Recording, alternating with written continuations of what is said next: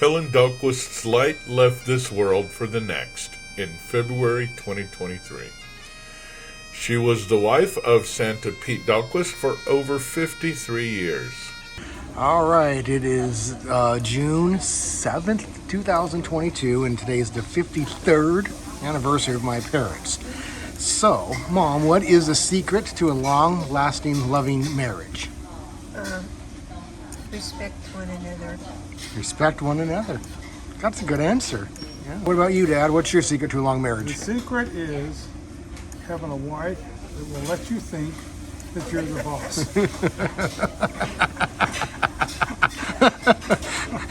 Helen treated everyone with dignity, and she loved everyone she met. She was small in stature, but she had a big heart. She was honest, humble, and down to earth. When Santa Pete joined Forbes in 2016, Helen was right there at his side. She was always a strong supporter of her husband, and they were joined at the hip from the very start. Through the years, Helen attended many Forbes monthly meetings and reunions. While attending the reunions, she enjoyed taking classes that focused on Mrs. Claus, as she was able to meet new friends and discuss the joy their Santas brought into the world. Helen received her Bachelor of Santa Claus degree from the University of Santa Claus, taught by National Santa Tim Conahan in 2018. Helen enjoyed helping to keep the spirit of Santa alive for the many children that all the Forbes Santas encounter. She loved that every December her house is turned into a magical winter wonderland with 80,000 dancing lights synchronized to Christmas music, complete with a real bearded Santa who visits with the local children and the neighbors. Helen profoundly touched the lives of all who were fortunate enough to know her. The following eulogy by Helen's son Jonathan is not only a singular expression of a grown man's love for his mother, it is also, I believe, a touching tribute to the parent that she must have been to produce a man who could write, "The spark of light that created mine has now left this world for the next. My mother Helen died peacefully in her sleep at 2:34 a.m., surrounded by her family. I cannot think of a more beautiful ending than that. Her light lives on through me now. I hope to carry it as well as she did, but right now I am utterly devastated. I will always love you, Mama. She will be missed."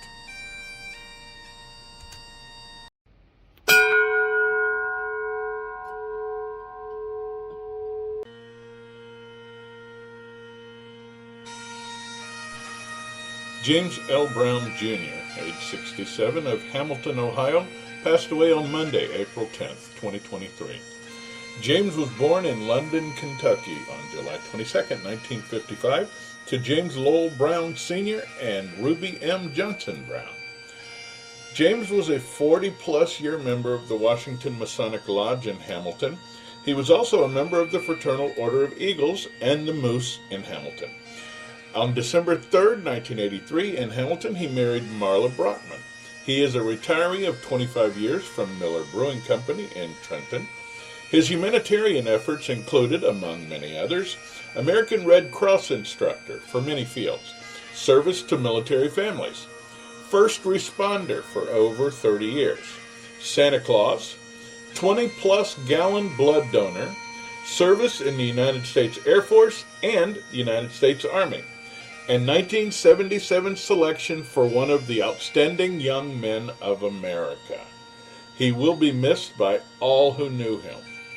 James is survived by his spouse, Marla Brown, his two brothers, Rocky Brown of Hamilton and Ricky Brown of Hamilton, one sister, Robin Brown Bowman of Franklin, a brother-in-law, Mark Carroll Brockman, and a sister-in-law, Myra Mike York, and many nieces and nephews. There was no funeral service. However, a celebration of life was held at Cadence Cove Yacht Club on May 7th. In lieu of flowers, memorial donations were made to the American Red Cross.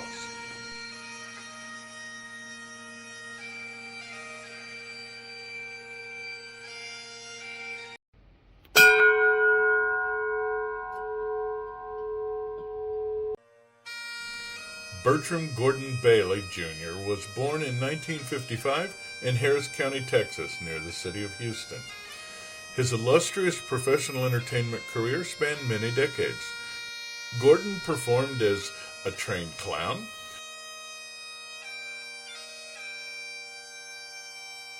a pirate,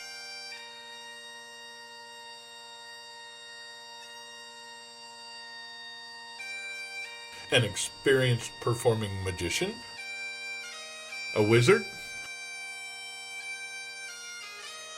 a tooth fairy, a balloon artist, an Easter bunny,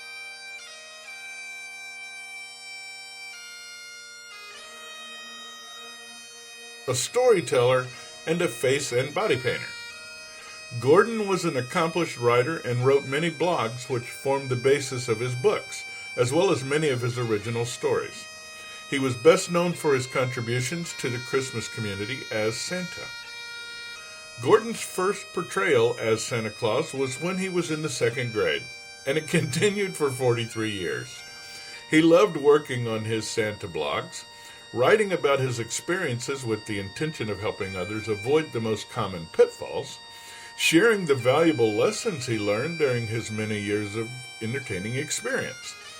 His resume also includes lecturing, conducting workshops and seminars at various Santa gatherings, including the International University of Santa Claus and our annual Forbes reunions. In 2012, Gordon began to turn his life's experiences and blogs into a Santa training manual. And in 2014, he headed out on a solo journey across the southern states, teaching his 2-day class, Santa and the Business of Being Santa, aka Sat Bobs. Gordon spent the next several years as a solo instructor, building Sat Bobs into a school with a great curriculum and solid reputation. Sat Bobs classes are taught in 48 states and in Canada by 5 instructors. He has published 4 standalone course books, and his hope was that his school would continue to expand for many years to come, securing his legacy of contribution to the red suit community. In 2019, Gordon was inducted into the prestigious International Santa Claus Hall of Fame. Also an accomplished magician, he is credited as a contributing writer for the Magic Castle Library in Los Angeles, for which he is a member, number 90002. Gordon was a member of the Old Amalgamated Order of Real Bearded Santas who began our luncheon tradition 30 years ago, as well as Forbes, and he has served as a director for iBurbs. In 2005, when the Los Angeles County Fair decided to feature a Santa Claus booth for the first time in its 50-year history, Santa Tim Cunahan submitted dozens of Santa profiles for their consideration, and they selected Gordon Bailey along with Santa Bob Callahan and myself. I recall it as one of my proudest achievements in the early years of my Santa career, and I will always be grateful for the on-the-job training I received working with veterans like Bob and Gordon. Santa Gordon Bailey was a gentle giant who took his final sleigh ride on April 15th, 2023.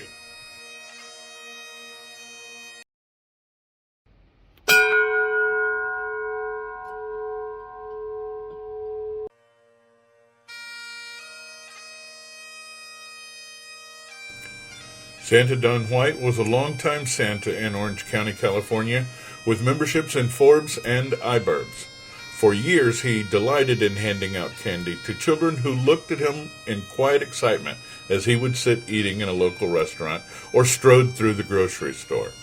He had natural white hair and a beard and a jolly and rotund appearance that just spoke Santa to the young children drawn to him.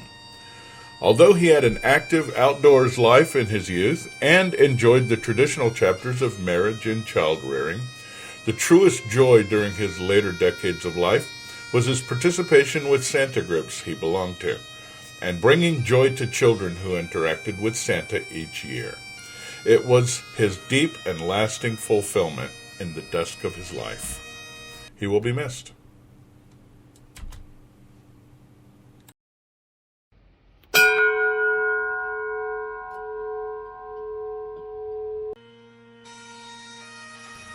Reese Lloyd Williams of Long Beach, California was 82 years old when he passed away on July 20th, 2023, due to natural causes. He was born on March 2nd, 1941, a native Californian. He had an extensive career in Long Beach law enforcement and was a proud member of the Screen Actors Guild, SAG and AFTRA. Reese was also a Boy Scouts of America leader, a president of the Single Hills Lions Club of Long Beach, and a member of the Barbershop Harmony Society. He had a huge tenor voice and enjoyed singing in a barbershop quartet, along with whom Reese and his wife traveled around the country. However, since his retirement from law enforcement, the greatest source of joy in his life was being Santa Claus. He discovered the old Amalgamated Order of Real Bearded Santas soon after they began meeting for their now legendary lunch dates. Or perhaps it would be more accurate to say that they discovered him. You see, Reese Williams wasn't just a character. He was a force of nature. As you can see from these early group photos from the dawn of the Real Bearded Santa world, he delighted in alternative Santa attire. Like Forbes founder Tom Hartsfield, Reese hardly ever wore red outfits to our events. And like Santa Tom, I never knew for sure whether he did it deliberately in order to stand out in the photos, or whether he truly did not care whether he looked like the rest of us. Reese was a man of considerable means, and he always stood ready to support the Santa world financially whenever we needed it as well. On at least 2 occasions, when early reunion planners were trying to expand the weekend's events, they reached out to local clauses for help with deposits and the like. And while others would offer $100 or more, Reese would throw in $1,000 to the pot.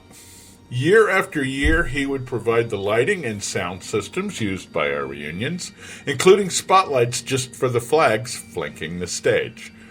And for many years, this is the point in the reunion when Santa Reese would mark the end of each individual segment of our final sleigh ride presentations by ringing a single solemn note from his giant bronze bell. Throughout his retirement, Reese Williams donated nearly his entire Christmas season every year, providing pro bono Santa Claus services to many worthy groups in his community. Oh yeah, and I happen to know that one of his favorite things in life was a really good prime rib meal. Reese was preceded into the next life by Rose Williams, his first wife, and is survived by his wife, Bernadita Mayer, stepchildren, and grandchildren. In lieu of flowers, the family requested that donations be made to Barbershop Harmony Society or the American Diabetes Association. Rest in peace, Santa Reese. Okay, here we are talking with Reese Williams. Reese, tell us about being Santa. Well, let's see. I've been in the business since 1991. I started out at Lakewood Mall, Spurious Santa, and I've worked my way up from being a very good Santa to almost impossible. I'm SAG-AFTRA. I've made most of my money through the movie industry. However, I also work malls, private parties, churches, schools. My favorite thing is to volunteer where everybody else is charging a fortune. Sometimes I don't charge at all, or my minimum price is $75, depending on what I do. And my specialty is working with the severe handicapped. I do that for the Huntington Park school system in all California, also the Los Angeles Unified School. But during the pandemic, we were quite unhappy because we had to go to Zoom and we lost the physical contact with our students and all that. It's been a wonderful life. I'm 81 years of age and I'm retiring this year. Get out of the chair or sit on the chair at the throne at the center thing and have fun with the people. Anywhere from 0 of age to 101 of age. The older people I find are more fun than anyone else. Of course, the babies are great too, but they don't quite understand. And the best ones that ever come out are the ones with the crying children. You get them when they're crying between 6 years of age to about 18 months of age type thing. And then when they become adults, grandma and grandpa or mom and dad come out with the photographs of the children crying and show them to their boyfriends. I'm not rich, I'm not poor, but through the warmth of the Lord and everything else, it's been a great life. I've had 3 wives. My first one passed away. The second one passed away with cancer. And now I have a lovely lady called Rita. And hello, young man. How are you? Just having fun with life.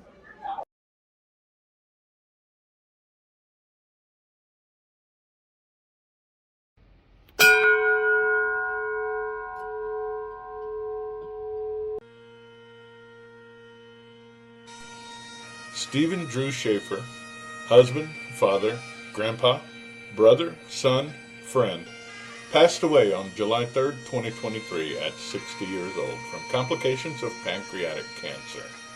Steve leaves behind his wife of 35 years, Mary, his children, Johnny and Stephen Jr., his adopted son, Stephen, a.k.a. Bama, daughter-in-law Alexa, granddaughter Stevie Rose, and beloved best friend Cheyenne. He also leaves behind his mother, Mary Beth, and 2 brothers, Robert and Aaron. Steve was born on November 22, 1962, in Seattle, Washington, to Mary Beth and Fred Schaefer. After high school, he completed his mission trip in Brazil and in 1986 became a correctional officer at Donovan Correctional Facility. Shaky met his beautiful wife Mary, the woman who would stand by his side through thick and thin, in February of 1987 while playing on the Chino Correctional Facility volleyball team. After a very quick romance, they married on December 5th, 1987. The years they got to spend together were full of love and adventure, raising kids, coaching Stephen's soccer and baseball teams, traveling, playing ukuleles, and watching the Padres. Some of their favorite trips together were road trips with the kids up to Utah and Idaho, a cruise to view the solar eclipse in Aruba, a family trip to London, a cruise through the Panama Canal, and a 2-week tour through Ireland's countryside. Retirement after 29 and a half years as a correctional officer didn't slow Steve down at all. He and Cheyenne religiously walked the park twice a day and met a lot of friends, dogs and humans, along the way. He went to the over-the-line tournaments and national conferences with the Emerald Society. He and Mary joined the Mary Ukes, who meet every week to play ukuleles together. And he met up with the other retired CDC officers for their Monday breakfast as often as he could. Steve loved tending to the hummingbird feeders, which he kept all around the front and backyards. And he planted milkweed so he and Mary could enjoy seeing monarch butterflies all year round. They also loved purchasing art on cruises and while on weekend getaways. Steve loved his art, from colorful Brito pieces to bold Yankee paintings, even a personalized signed drawing from his favorite artist, Peter Max. Retirement also led Steve to his greatest passion, being Santa Claus. In 2015, he joined the Real Santas of San Diego and the Fraternal Order of Real Bearded Santas. He was the #1 Santa at Grossmart Center for 7 years, and he got a kick out of taking photos with dogs and other pets. He would play the ukulele for kids and families waiting in line, and he loved seeing families bring their kids year after year. Every year, he'd participate in the Santa's Special Delivery, a partnership with Breast Cancer Angels. The Real Santas would fundraise with a chili dinner, where he was always in charge of the baked potatoes. And volunteer Santas would deliver gifts to a family with a mother battling breast cancer. Mary would buy all the gifts on the kids' list, Johnny would wrap the gifts, and Stephen and/or Bama would play the elf as Steve delivered the presents on Christmas Eve or Christmas Day, even in 22 while he was going through radiation and his own cancer battle. Steve was a truly great man whose impact will forever be felt by his family, friends, and community. Santa, a lot of times you're shown with a pipe. Do you still smoke? No, smoking's bad for your health. Christmas cookie? Ho, ho, ho. What are some of your pet peeves? Home alarm systems and elves that try to unionize. What state has the most naughty kids? Florida. Do you still put coal in stockings? No, reindeer poop. Coal's not eco-friendly. Santa, what's the Easter Bunny like?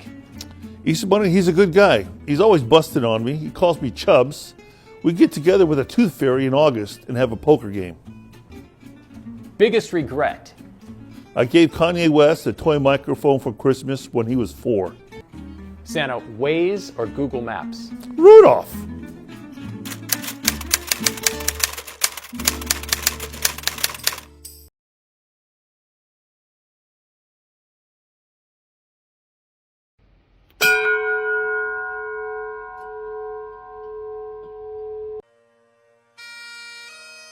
Benny Preston was a friend, co-worker, neighbor, fellow Santa, and beloved family man.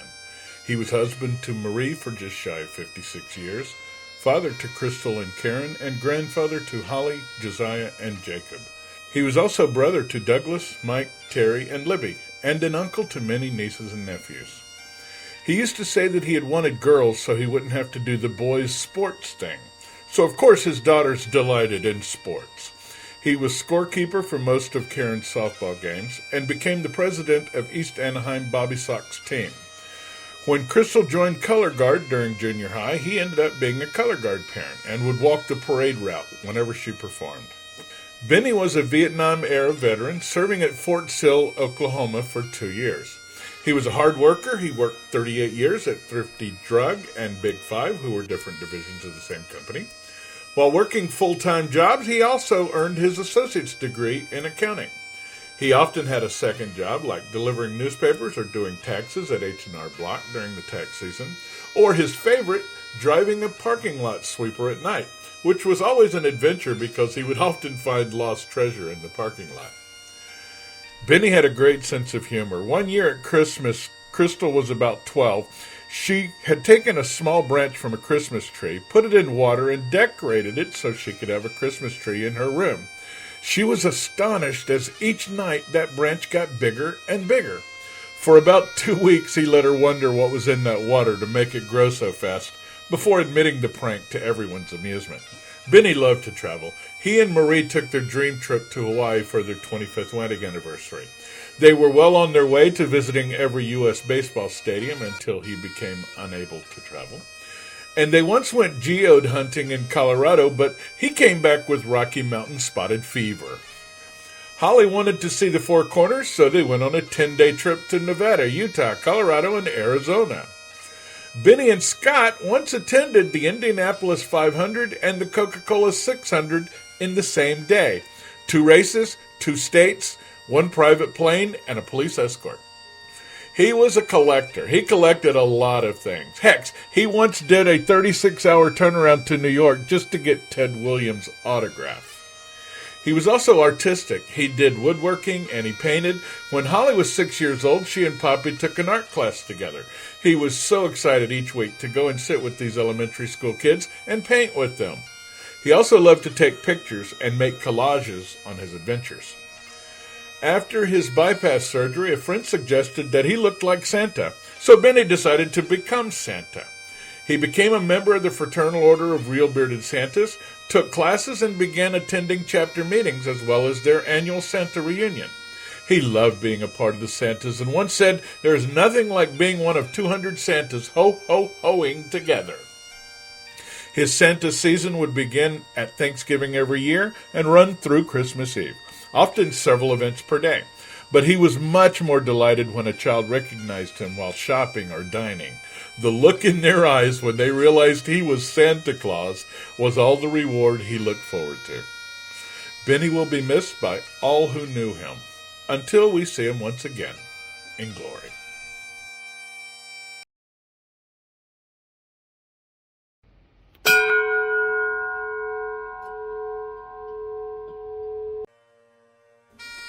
Santa Richard Dick Christie was born September 1st, 1933, and grew up to become a true legend in the Santa world.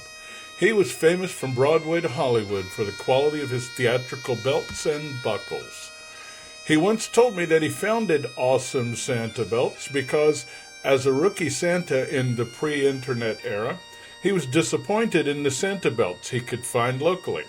He said, "I had just bellied up to the bar and purchased one of the finest Santa suits in the business from Adele's of Hollywood, and I wanted a belt worthy of that suit." It soon occurred to Dick that many other Santas must feel the same way, so he learned to handcraft the finest belts in the Christmas community. and trained with high-end shop tools to craft some of the most beautiful brass buckles ever seen. Dick Christie was the first vendor to specialize in 5-inch leatherwork, and his designs were to become industry standard. For the longest time, he was a cornerstone of our annual vendor fair, always asking for a booth close to Adele's of Hollywood so he could chat with his dear friends, the Sadies. And I recall that no matter how much inventory he brought with him, most years he had to close his booth before the other vendors because he'd already sold out. Like many Santas, I just wouldn't feel dressed without the sobering weight of that awesome Santa leather proudly encircling my cookie zone.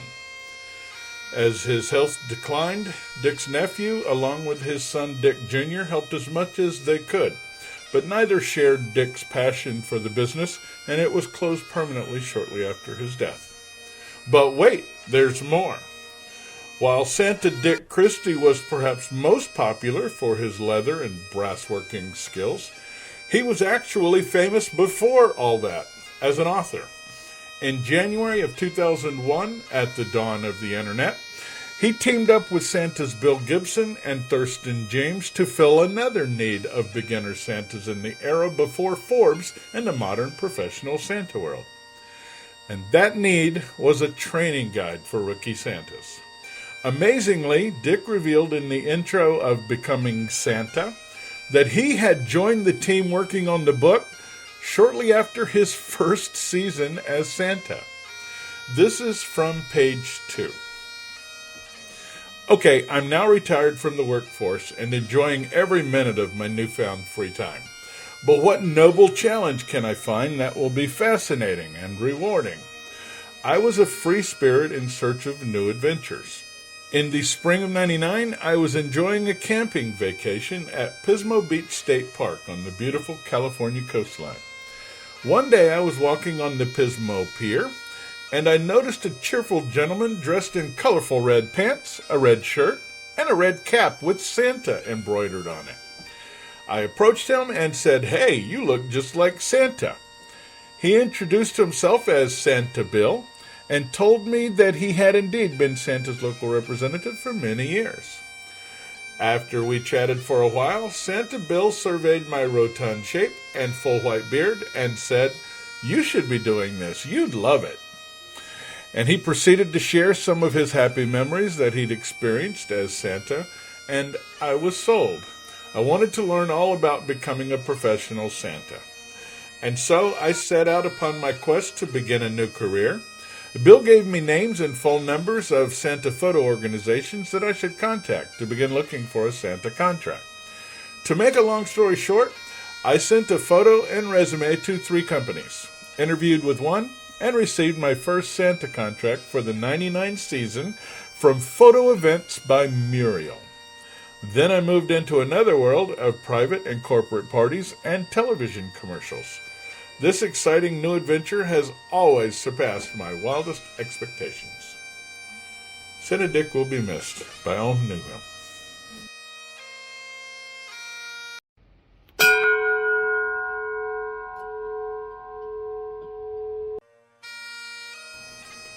Harold Edwin Dean was born October 30th, 1938, and he grew up in Richmond, Indiana. He had an older brother, Richard, and a younger sister, Jean. Harold married young, and his first son was born in 1956, just before the United States Air Force sent him to England to serve with the Strategic Air Command. After his discharge, he moved to New Mexico and eventually onward to California, pursuing a career as a mechanical engineer. In 1978, Harold remarried, this time to a singer named Angie.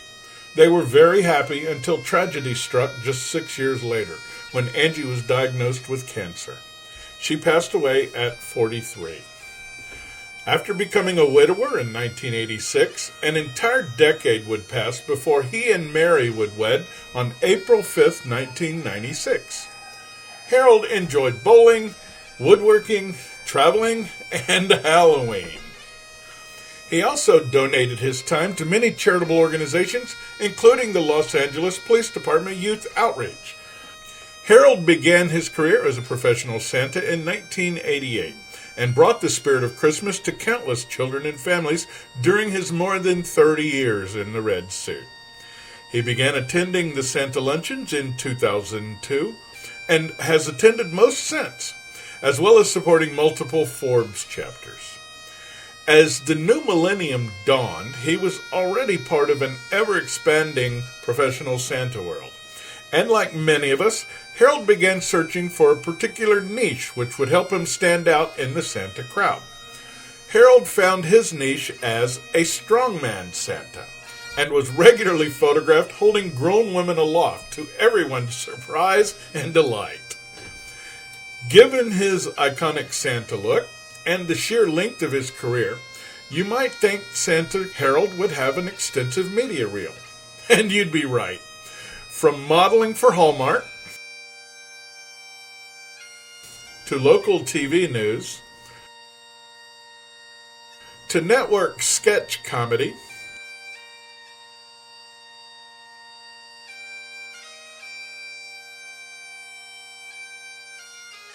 to international commercials. This one was shot in Mexico City. Los deseos de todos los niños.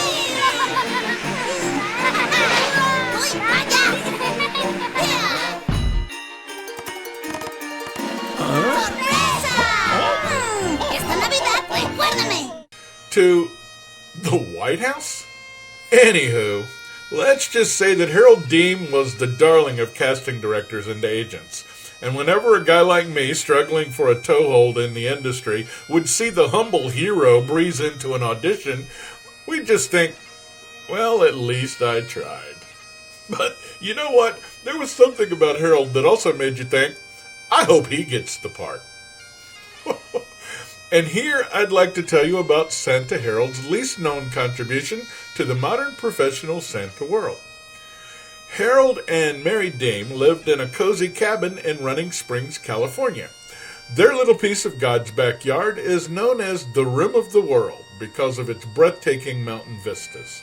This was the view from their balcony.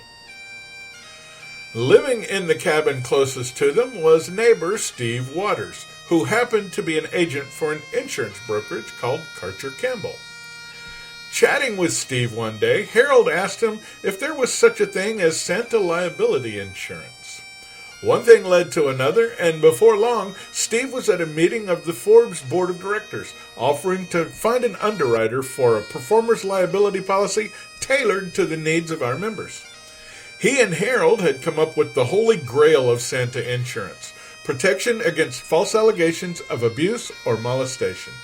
And in 2008, Steve Waters persuaded Philadelphia Insurance Company, who normally underwrite supertankers, to underwrite the Forbes Santa insurance policy in either $2 million or $4 million policies, and including the industry's very first ever abuse and molestation protection. And the pilot program was such a success that the policy was renewed the following year. Fast forward another few short years, and Forbes began sharing that policy with other Santa groups. And over the 15 years since, we shared it with so many other groups that we have watched proudly as it became the industry standard, protecting thousands of professional Santas all across the country, each of whom, unknowingly, owes a debt of gratitude to Santa Harold Deem. Harold passed away on September 2nd, 2023 in Calamasa, California. He is survived by his wife of 28 years, Mary, 8 adult children, 18 grandchildren, and 15 great-grandchildren. He was preceded to heaven by both a son and a grandson. A private family memorial was held in Murrieta, California. Rest in peace, Santa Harold.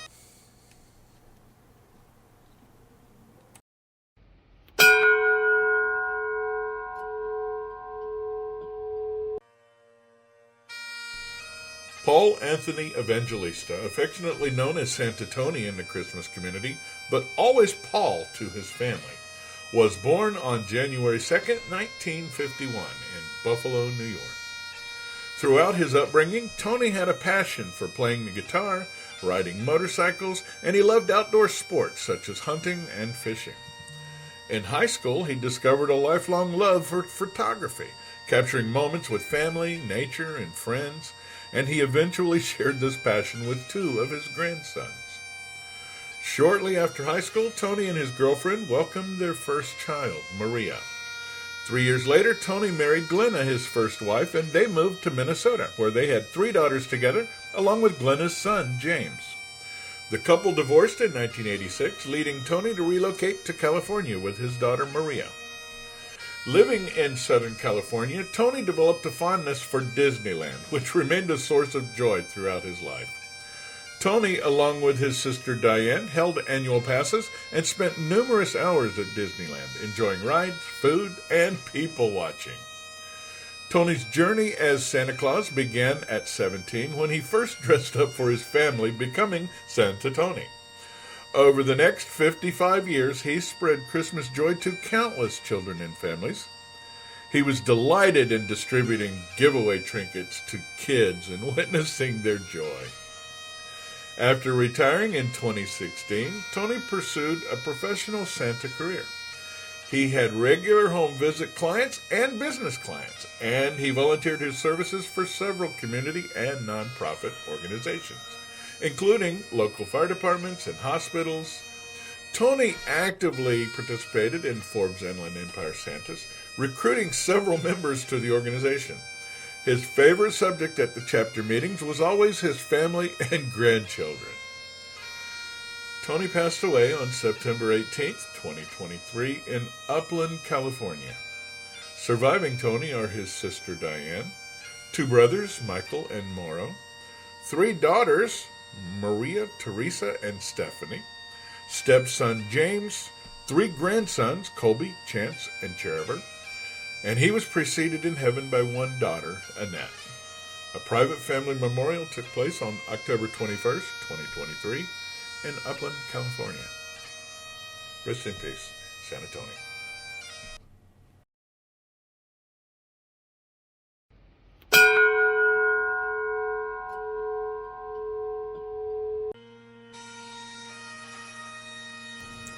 Santa Stephen Sutherland was born January 27, 1942.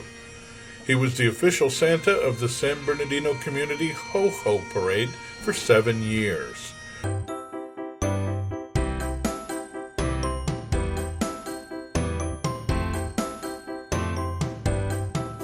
Tonight is the last night of our community Ho-Ho Parade. The Ho-Ho Parade is a group of classic vehicles that are decorated in Christmas lights, and we cruise the city with Santa and Olaf and the Grinch and Frosty and Rudolph the Reindeer, and we have parties on either end so that the kids can visit with Santa and get a candy cane.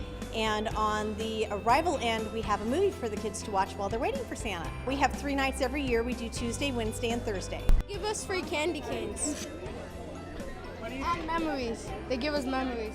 Ho, ho, ho! Merry Christmas from San Bernardino Ho-Ho Parade.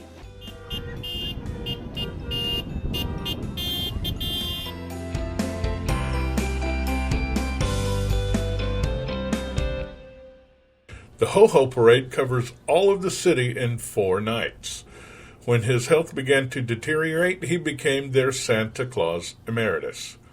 He so enjoyed greeting each citizen, no matter their age. He and Mrs. Claus also were available before and after each parade for pictures and talking with Santa. Steve also did other nonprofit organizations and private parties. Steve, in his other life, was the owner of the Fun Corner in San Bernardino, California. Fun Corner was a full costume, novelty, and magic store.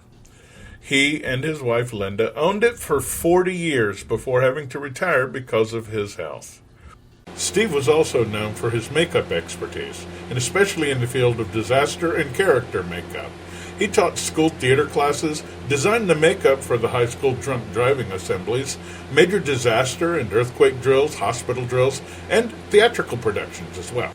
Steve died on November 1st, 2023, after a lengthy battle with Parkinson's disease, which he contracted because of a medication that had been prescribed in attempts to treat a rare autoimmune disease, which he contracted in 1991, which eventually led to his passing.